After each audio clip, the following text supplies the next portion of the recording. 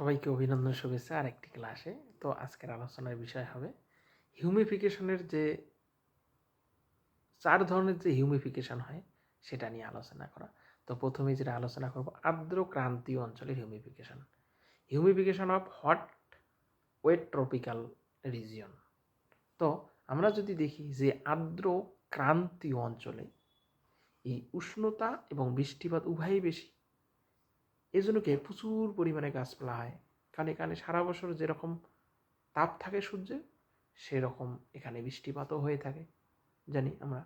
তো এখানে এই যে বৃষ্টিপাত বেশি হওয়ার কারণে গাছপালা বেশি হয়, ফলে গাছপালার ডাল পালা শিকড় এগুলো বেশি হয়ে থাকে। এর ফলে কি হয় যে কাঁচা জৈব পদার্থের যোগান খুব বেশি হয়ে থাকে। তবে তাহলে অধিক উষ্ণতার জন্য কি হয় যে খনিজকরণ বা মিনারেলাইজেশন প্রক্রিয়া বেশি হয় বলে এখানে হিউমাস সৃষ্টি কম হওয়াই স্বাভাবিক।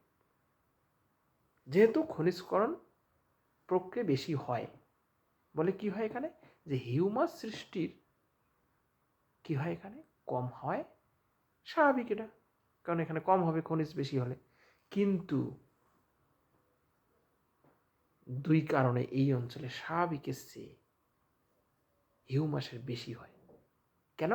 যে অত্যন্ত বেশি পরিমাণে কাঁচা জৈব পদার্থের যোগান, যেটা একটা গুরুত্বপূর্ণ ফ্যাক্টর। অন্যদিকে আমরা যদি দেখি যে হিউমাসের কিছু অংশের যে জৈব জট বা হিউমাস কমপ্লেক্স হিসাবে স্থানীয়ভাবে মৃত্তিকা কী হয় থেকে যায়, এটা একটা ফ্যাক্টর। তো দ্বিতীয়ত আমরা যে বিষয়টা আলোচনা করব সেটা হচ্ছে হিউমিফিকেশন বা এরিড রিজিয়নের বা মরু অঞ্চলের হিউমিফিকেশন। এটা কি? যে হিউমিফিকেশনটা সাধারণত মরু অঞ্চলে বা ডেজার্ট অঞ্চলে সীমাবদ্ধ, যেখানে বৃষ্টিপাতের পরিমাণ খুব কম, আর কম হওয়ার কারণে হিউমাসের পরিমাণ কম, এটা মনে রাখবে। তবে আমরা যদি দেখি যে নাতিশীতোষ্ণ বা টেম্পারেট রিজিয়ন অঞ্চলে, যেমন পেরি, স্টেপ বা পম্পাস প্রভৃতি, যে এই যে গ্রাসল্যান্ডগুলো আছে বা তৃণভূমিগুলোতে আছে, সেখানে জৈব পদার্থের যোগান বেশি।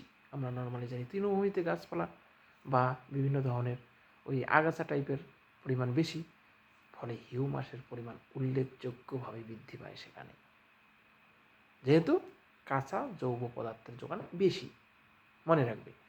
অবশ্য আমরা যদি দেখি যে এখানে হিউমিফিকেশনের যে প্রক্রিয়া আর্দ্র অঞ্চলের থেকে একেবারেই আলাদা। কারণ হিসেবে বলা যায় যে এই অঞ্চলে বৃষ্টিপাত ও আর্দ্রতা কম বলে যে বায়ুজীবী জীবাণু দ্বারা কি হয় হিউমিফিকেশনের অনুকূল পরিবেশ সৃষ্টি হয় এবং মৃত্তিকায় বেশি পরিমাণে ক্ষার থাকে, যা অম্ল হিউমিফিকেশন হতে দেয় না। এছাড়াও আমরা যদি দেখি যে মৃত্তিকায় অধিক ক্ষার থাকার জন্য হিউমাস সঞ্চয়ের অনুকূল পরিবেশ সৃষ্টি হয়। এইসব কারণে এই অঞ্চলে যথেষ্ট পরিমাণ কালো রঙের কি হয় হিউমাস সৃষ্টি হয় এই মরু অঞ্চলে। তৃতীয়টা যেটা আলোচনা করব যে অম্ল হিউমিফিকেশন। এটা কি? Acid humification.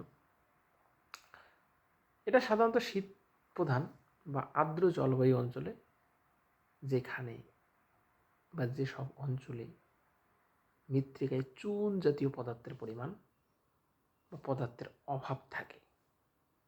কি বললাম? যেসব অঞ্চলে চুন জাতীয় পদার্থের অভাব থাকে, সেখানে যে হিউমিফিকেশন প্রক্রিয়া সচল থাকে, তাতে অম্লধর্মী হিউমাস উৎপন্ন হয়। তাতে কি হয়? অম্লধর্মী হিউমাস উৎপন্ন হয়। এজন্য কি হয়? এই প্রক্রিয়াকে অম্ল হিউমিফিকেশন বলে, মনে রাখবে। এজন্য এই প্রক্রিয়াকে কি বলা হয়? অম্ল হিউমিফিকেশন বা অ্যাসিড হিউমিফিকেশন। সাধারণত আমরা যদি দেখি যে যে সরলবর্গীয় বা তুন্দ্রা উদ্ভিদ আচ্ছাদিত অঞ্চলে, যেখানে ডালপালা, পাতা, শিকড় বা বিভিন্ন ধরনের লতা পাতা কাঁচা জৈব পদার্থ হিসাবে কি হয় মৃত্তিকায় সঞ্চিত হয়। কিন্তু শীতের জন্য কি হয়? এইসব অঞ্চলে মৃত্তিকায় ব্যাকটেরিয়া বা অন্যান্য যে আণুবীক্ষণিক জীব কি হয় কম থাকে। এজন্য কি হয় যে একটা বিয়োজন ব্যাকটেরিয়ার পরিবর্তে ফাঙ্গাস দ্বারা সংগঠিত হয়। এর ফলে মৃত্তিকায় কী হয়, বেশি পরিমাণে অম্লধর্মী অজারিত বা অর্ধজারিত যৌগ পদার্থ সঞ্চিত থাকে এবং অ্যাসিডের পরিমাণ বেড়ে যায়। গেল লাস্ট যেটা, সেটা হচ্ছে অবায়ুজীবী হিউমিফিকেশন। এটা কি, যেটা পুকুর, জলাশয়, হ্রদ, খাল, বিল, এইসব জায়গায়, এইসব এরিয়ায় জলের তলদেশে উদ্ভিদ জন্মায়। অনেক সময় দেখা যায়, আমরা যদি দেখি যে নদী বা জলাশয়ের তলদেশে এক ধরনের ছোট ছোট আগাছা জন্মায়, এগুলো যদি মরে যায় তাহলে কি হয়, সেগুলো কি হয়, ওখানেই সঞ্চয় হয়, বিয়োজন হয়, পচন ঘটে। এবং যেহেতু ওখানে বায়ু চলাচল করে না, তাই অবায়ুজীবী জীবাণুর সাহায্যে এক ধরনের পচনের মাধ্যমে কি হয়, হিউমাস সৃষ্টি হয়, যাকে আমরা অবায়ুজীবী হিউমিফিকেশন বলে থাকি। মনে রাখবে, কারণ যেহেতু অবায়ুজীবী বিভিন্ন ধরনের জীবাণুর সাহায্যে এই ধরনের পচন হয়ে থাকে, মনে রাখবে। তো এই প্রক্রিয়ার মাধ্যমে যেমন মিথেন, কার্বন ডাইঅক্সাইড বা হাইড্রোজেন গ্যাস সৃষ্টি হয়। হ্যাঁ, নর্মালি আমরা যে দেখি যে এই ধরনের জলময় পরিবেশে যে এক ধরনের হিউমাস থেকে বক বা গ্লেইগাই বা পিট মৃত্তিকা গঠিত হয়, যেটা অপরিণত মৃত্তিকা, যেটা পরিণত নয়, মনে রাখবে। আবার আমরা যদি দেখি যে জলাশয়ের তলদেশে নয় বা স্থলভাগের মধ্যে বা স্থলভাগের যে সব অংশে মৃত্তিকা সারা বছরই ভিজে অবস্থায় থাকে, আর্দ্র স্যাঁতসেঁত অবস্থায় থাকে, সেখানেও আমরা এই প্রসেসটা লক্ষ্য করতে পারি কি, যে অবায়ুজীবী হিউমিফিকেশন পরিলক্ষিত হয়। আবার নাতিশীতোষ্ণ অঞ্চলে বা ক্রান্তীয় নিরক্ষীয় অঞ্চলে এই প্রক্রিয়া সংঘটিত হয়, যার মাধ্যমে হিউমাস সৃষ্টি হয় এবং মৃত্তিকার সৃষ্টির প্রক্রিয়া ত্বরান্বিত হয়। তো আজকের আলোচনা এই পর্যন্তই।